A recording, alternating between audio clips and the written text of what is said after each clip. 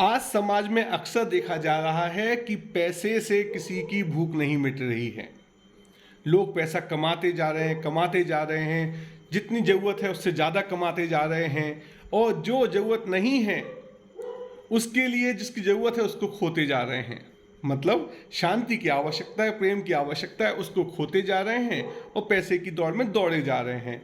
मैं इसको समझता हूँ, अमृत की एक बूंद के बदले में कनस्तर व पेट्रोल खरीदते हैं। कितना घाटे का सौदा है।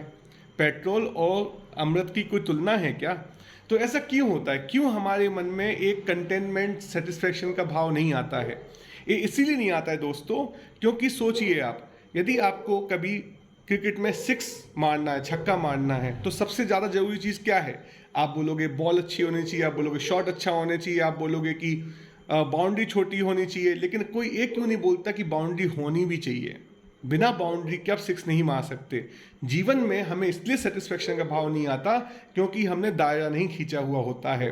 तो आज मैं अपनी घटना बताता हूँ, मैंने जीवन में किस तरीके से दायरे बनाए।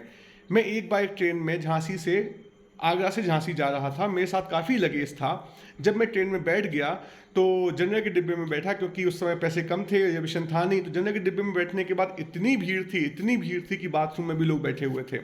मुझे एक नंबर आई थी, मुझे एक नंबर आने की वजह से मैं ट्रेन में चढ़ने के पहले कर नहीं पाया। तो 4 घंटे के सफ़र में, क्योंकि बाथरूम में जगह नहीं थी, मैं बिल्कुल हरा पड़ गया, नीला पड़ गया, काला पड़ गया, पीला पड़ गया, सब कलर हो गए, मतलब पसीने छूट गए भाई साहब। उस दिन मैंने भगवान से बोला, भगवान मेरे को कम से कम इतने पैसे देना कि मैं स्लीपर में बिना किसी डर के चढ़ सकूं, रिजर्वेशन हो तो नहीं हो तो। ठीक है, तो इससे मैंने तय कर लिया जीवन में। वो घटना हुई थी सन 2002 में। तब से मेरे जीवन में एक फ्लोर, एक लोअर लिमिट तय कर ली कि कम से कम इतना पैसा होना चाहिए कि मैं रिजर्वेशन में स्लीपर में जा सकूं, इंडियन ट्रेन के स्टैंडर्ड के हिसाब से। फिर ऊंची जो फ्लोर था वो तब बना जब मुझे इस समझ में आया कि पैसा होने की वजह से मेरे जीवन में व्यसन एंटर करने लगी। वो व्यसन क्या होते हैं? जैनिज्म में हम लोग कहते हैं जुआ खेलना, मांस मद, वैश्या और शराब, चोरी पर स्त्री रमण, सातों व्यसन विकार। जुआ खेलना, मांस मद, वैश्या और शिकार, चोरी पर स्त्री रमन, सातों व्यसन विकार। तो जब मेरे जीवन में मुझे लगा कि पैसे आने की वजह से विकार थोड़े थोड़े से रैंक रैंक के मेरे जीवन में आने लगे हैं, मेरे मन में आने लगे हैं, तो मैं समझ गया कि मुझे अपनी हायर लिमिट सेट करनी पड़ेगी।